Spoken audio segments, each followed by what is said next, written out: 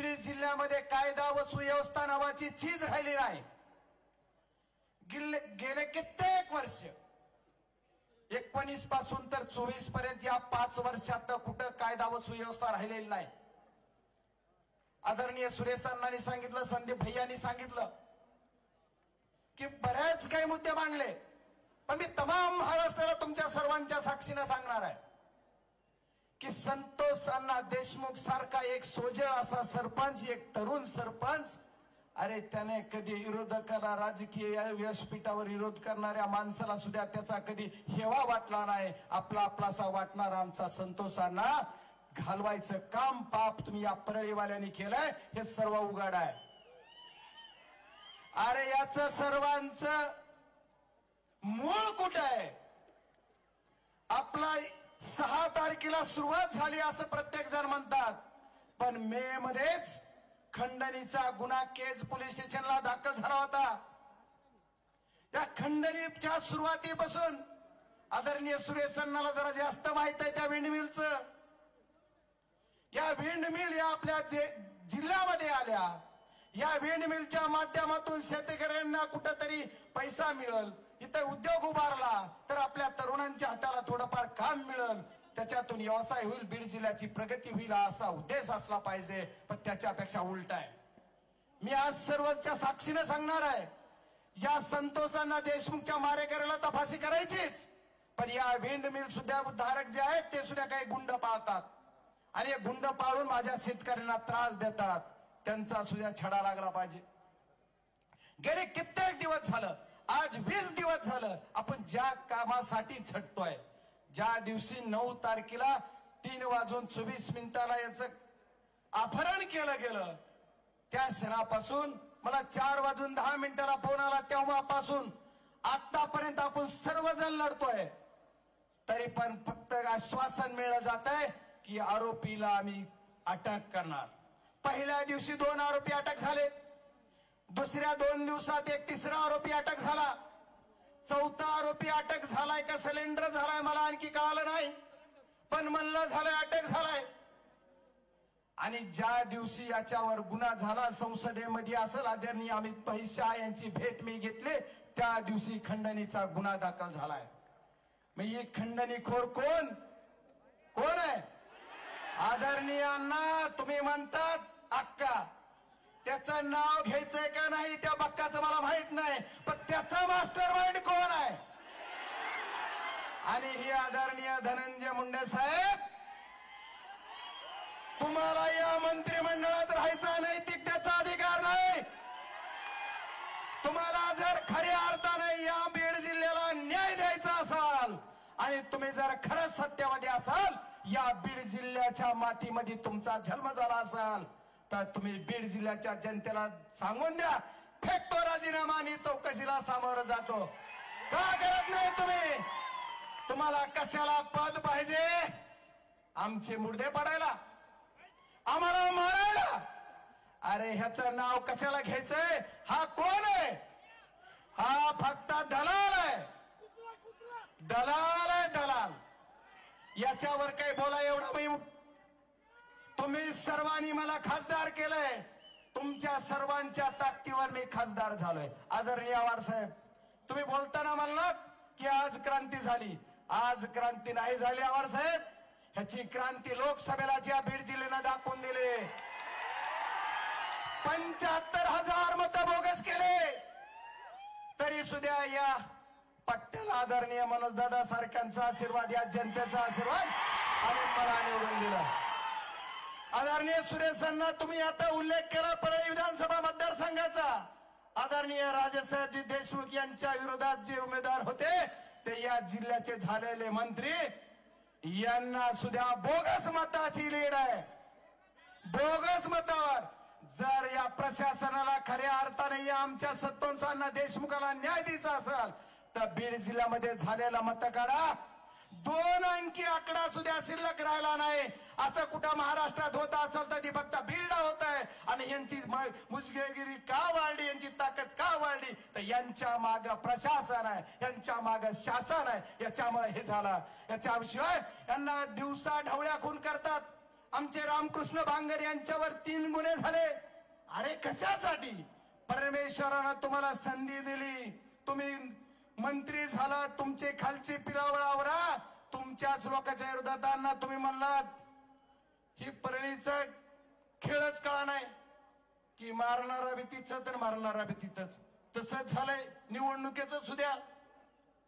विरोधक बी तिथं, सत्ताधारी बी तिथंच. कारण त्याचं असं आहे की काही बी झालं तर ही जी आमच्या विरोधात येतात ना कुठंतरी त्यांच्या उंचीप्रमाणे, ते काय म्हणतात, भाऊ काय आणि ताई काय दोघंही आमचेच. काय जाती धर्माचा विषय? कुणीतरी म्हणलं या प्रकारात जात आणू नका. इथं एका जातीचा माणूस नाही, इथं एका पक्षाचा माणूस नाही. भारतीय जनता पार्टीचे सध्या 2 रनिंग आमदार इथं आहेत. राष्ट्रवादी काँग्रेस अजितदादा पवार साहेबांचे सुद्धा एक आमदार यायचे. आम्हाला आदरणीय संतोषांना देशमुख यांच्या मारेकऱ्याला न्याय मिळवून द्यायचा आहे. त्याच्यासाठी तुम्हाला आम्हाला सर्वांना लढायचं आहे आणि या लढ्यामध्ये तुमची सर्वांची ताकद आपल्याला दाखवायची. आदरणीय मुख्यमंत्री महोदयांनी सांगितलं की मी पकडणार, मी न्याय देणार. आदरणीय आमच्या अभिमन्यू पवार साहेब म्हणले, अण्णाही म्हणतात, अण्णा कधी पकडणार सांगा तर एकदा. की 20 दिवस झाले, 20 दिवसात का पकडलं जात नाही? कायद्यापेक्षा पोलिसापेक्षा हा जो मोठा आहे का? हा जो ज्याचं नाव तुम्ही घ्या म्हणतात तो त्याच्या घरातच बसलाय. बीडच्या एसपी साहेबाला माझं म्हणणं आहे, त्याच्या घर तपासा, घरातच तुम्हाला तो सापडला पाहिजे. शाहीर तुम्हाला सांगतोय, तरी सुद्धा हे पोस्ट एसपी का जात नाहीत? अरे ज्या डीवायएसपी कडे कालपर्यंत तपास होता, डीवायएसपी साहेब तुम्ही कधी गेलात त्यांच्या घरी? अरे कशाला? अरे कुणाचं धनंजय मुंडे साहेबाचं नाव घेतलंय? मला ह्याची नाव घ्यायची लायकी आहे का? कुणाचं नाव घ्यायला होता? बीड जिल्ह्याच्या खासदारला. बीड जिल्ह्याचा खासदार तुमचा सर्वांचा स्वाभिमान आहे. बजरंग सोनवणे एकटा नाही, त्यानं कुणाचं नाव घ्यावं हे सुद्धा तुम्हीच ठरवा. तुम्ही म्हणताल त्याचं घेऊ. अरे या सर्वांच्या या गुन्हेगाराचं, दरोडेखोराचं, दलालाचं नाव माझ्या जिभेतून कशाला घेता? याचं नाव घेणार नाही. याला तुम्ही पोलीस यंत्रणेने हुडकून काढला पाहिजे. आणि काय तर म्हणे, आता बघू बाप तो बाप रहेगा. आता हा देशमुखांना देशमुख गेलेत, आता बजा आणि ती बेवडं राहिले. काय बोलता? अरे तुमच्यात खरंच दम असेल तर आमच्याकडे नुसतं नजरवरी करून बघा. कशाला बोलताय? आम्ही सुद्धा म्हणतो जिथं ज्याची आता अण्णांनी त्यांच्या स्टाईल मध्ये सांगितलं, ज्या गोळीवर आमचा, मला ती काही त्यांची भाषा येणार नाही, माझा मित्रच आहे घरी, पण तेवढं येणार नाही मला. मी आपला येड आहे. आता काहीतरी पत्रकार आले म्हणले तुम्ही असे खासदार कसे? आम्ही म्हणलं मनोज दादाचा खासदार आहे मी, काय करा, असाच आहे मी. पण आदरणीय मनोज, आपल्या आदरणीय संतोषांना देशमुख यांच्या मारेकऱ्याला फाशी झाली पाहिजे. आणि याच्यासाठी तुम्हाला आम्हाला एक व्हायचंय आणि एक होऊन लढा द्यायचा. एवढ्यावर या पोलीस यंत्रणेच्या तपासावर मी तर समाधानी नाही. कारण पोलीस यंत्रणा करते काय? कुणी म्हणलं एसआयटी कडे द्या, कुणी म्हणतं एसआयटी नेमली. अण्णा तुम्ही तरी सांगायचं एसआयटीचा अधिकारी कोण आहे? नाही सांगितलं. एसआयटीचा अधिकारी कोण आहे? सीआयडी कडे द्या. सीआयडी कडे गुन्हा दिला म्हणून मला पोलीस यंत्रणेने सांगितलं.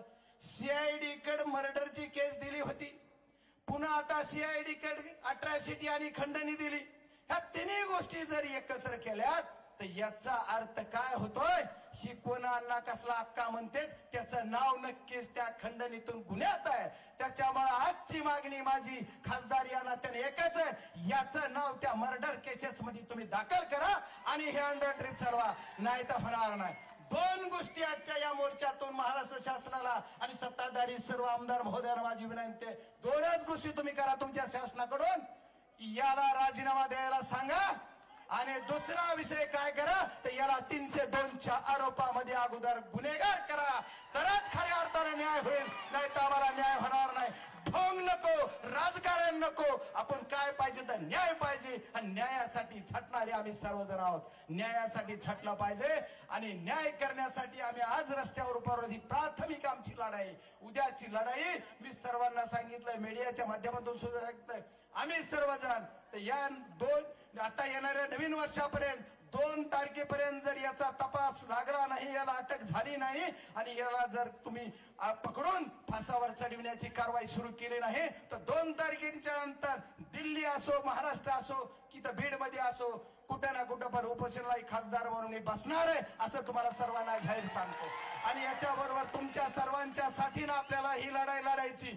संतोषांना देशमुखांचा ज्या दिवशी अपहरण झालं, ज्या क्षणाला अपहरण झालं तेव्हा क्षणापासून आतापर्यंत मी लढतोय, तुम्ही सर्वजण लढताय.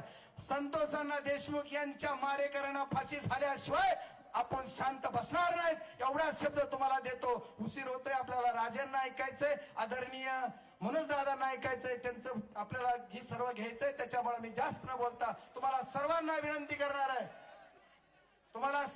विनंती करणार आहे, तुम्ही इथून पुढच्या सर्व लढ्यात तुमच्या सर्वांनी आपण ताकदीनं बरोबर राहायचंय. आणि यांच्या कुणाच्या लय बाकीच्या ह्याच्यात नाही, यांचा राजीनामा झाला पाहिजे. महाराष्ट्राच्या मुख्यमंत्री महोदयांना, दोन्ही उपमुख्यमंत्री महोदयाला तुमच्या सर्वांच्या वतीनं तुमचा खासदार म्हणून आणि इथं बसलेल्या सत्ताधारी आमदाराला मी विनंती करतो, यांचा राजीनामा घ्या आणि त्याला 302 मध्ये अटकवा, तरच खऱ्या अर्थानं आम्हाला न्याय मिळाला असं म्हणलं जाईल. खूप खूप धन्यवाद.